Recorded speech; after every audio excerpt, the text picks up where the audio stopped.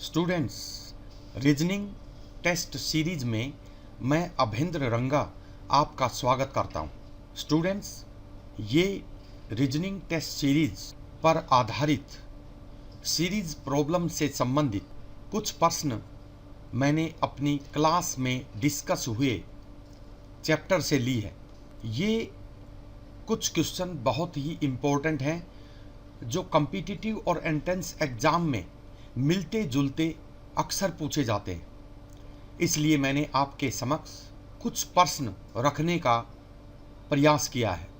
Directions 1 2 3 in each of the following questions find the missing number from the given 4 options. Students, series में हमारा पहला question है। देखिए students, उससे पहले मैं आपको ये बताना चाहता हूँ कि हर कैंडिडेट और टीचर की ये नेचर होती है कि वो सबसे पहले जब भी सीरीज को देखता है तो सबसे पहले गैप्स निकालता है। ये देखिए, इसमें हम गैप निकालते हैं तो स्टूडेंट्स 125 देखिए सीधा दिखाई दे रहा है, और यहाँ पर हम गैप निकालते हैं तो 4 और 6 देखिए 64, और यहाँ पर हम गैप निकालते हैं तो यहाँ देखिए 7 और 2 27, और अगर यहाँ पर हम गैप निकालते हैं तो यहाँ 8 का गैप हमें मिलता है।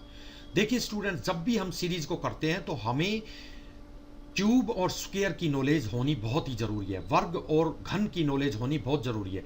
देखिए यहाँ पर ये क्या 5 का क्यूब नहीं है? 5 गुना 5 गुना 5, क्या ये 64 4 का क्यूब नहीं है? 4 गुना 4 गुना 4। यहाँ देखिए 3 का क्यूब नहीं है? 3 गुना 3 गुना 3, और यहाँ 2 का क्यूब है, 2 गुना 2 गुना 2। तो स्पष्ट है अब यहाँ पर 1 का क्यूब आएगा, 1 का क्यूब का गैप, इसका मतलब 1 का क्यूब होता है 1, 1 गुना 1 गुना 1, तो 231 हमें हमारा यहाँ पर आंसर प्राप्त होता है स्टूडेंट्स, और वो दिया है ऑप्शन नंबर डी में। तो ऑप्शन डी हमें हमारा आंसर यहाँ पर प्राप्त होता है स्टूडेंट्स। सीरीज में हमारा क्वेश्चन नंबर 2 है स्टूडेंट्स। देखिए 5 6 14 क्वेश्चन मार्क 105 और 230। स्टूडेंट्स, वही बात है क्वेश्चन नंबर 2। अब हम यहां पर देखते हैं कि 5 और 6 में कितना गैप है। देखिए स्टूडेंट्स, 1 का गैप प्लस 1, और 6 और 14 में क्या गैप है? 8 का गैप। देखिए स्टूडेंट्स, और 14 और इसका हमें पता नहीं है क्या होगा, लेकिन चलो आगे तो देख लें आगे कितना है। आगे का गैप देखते हैं, ये 230 है। 230 में से अगर 105 जाता है तो बचता है 125। ये देखिए स्टूडेंट्स, 125 का गैप यहाँ है। तो स्टूडेंट्स, यहां अगर हम ध्यान से देखते हैं तो ये 1 है जहां पर 1 का गैप हमें दिखाई दे, और देखिए आगे 8 है तो ये भी क्यूब है और ये भी क्यूब है।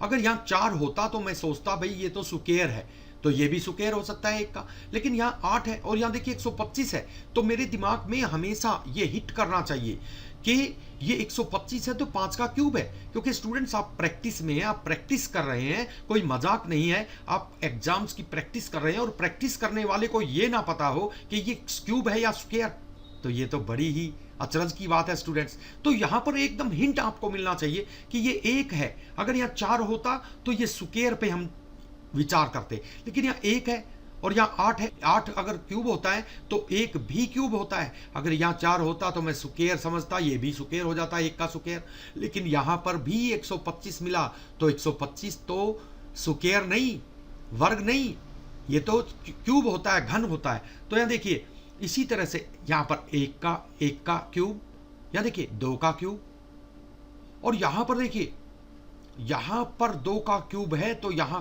कितने का क्यूब होना चाहिए? देखिए स्टूडेंट्स, यहाँ पर 3 का क्यूब यानी 27।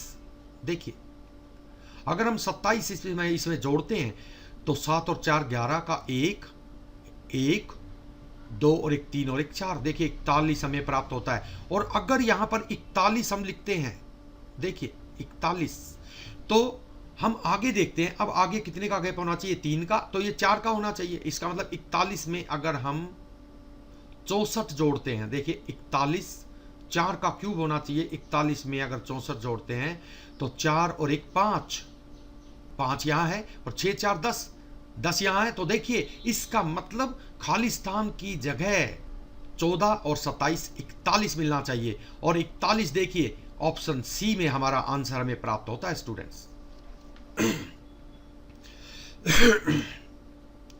स्टूडेंट्स सीरीज में हमारा अगला क्वेश्चन है, देखिए 15, 43, 64, 78, 78। तो स्टूडेंट्स वही बात, सबसे पहले हमें क्या देखना चाहिए, गैप। तो गैप इसमें निकालते हैं। 13 में से 5 गया 8 और 3 में से 1 गया 2। देखिए 28 का गैप यहाँ पर निकलता है। फिर गैप निकलता है 4 में से 3 गया 1 और 6 में से 4 गए 2। ये देखिए स्टूडेंट्स कुछ कुछ हिंट मिलने लगा है। उसके बाद में गैप निकालते हैं तो 8 में से 4 गया 4, 7 में से 6 गया 1, 14। तो देखिए स्टूडेंट्स यही हमें पता चल जाता है कि 7 7 के गैप का डिफरेंस यहाँ मिल रहा है, या 28 फिर 21 या 14। अब 7 का डिफरेंस मिलेगा स्टूडेंट्स। देखिए 7 का डिफरेंस, इसका मतलब 78 में 7 जोड़ते हैं तो हमें मिलते हैं 85, और 85 और 78 का डिफरेंस क्या होता है, 7। तो देखिए स्टूडेंट्स 28 का गैप, 21 का गैप, 14 का गैप, 7 का गैप, तो 85 हमें यहाँ पर हमारा आंसर प्राप्त होता है स्टूडेंट्स। आपने हमारा ये छोटा सा एक टॉपिक सीरीज प्रॉब्लम से संबंधित अच्छी तरह से देखा। मुझे पूरी उम्मीद है कि आपको बहुत कुछ इसमें समझ में आया होगा। अगर आपको हमारा ये टॉपिक पसंद आया है तो आप हमारे चैनल को सब्सक्राइब करना और हमारे इस वीडियो को लाइक, शेयर और इस पर कमेंट करना ना भूलें। धन्यवाद। See you in the next video.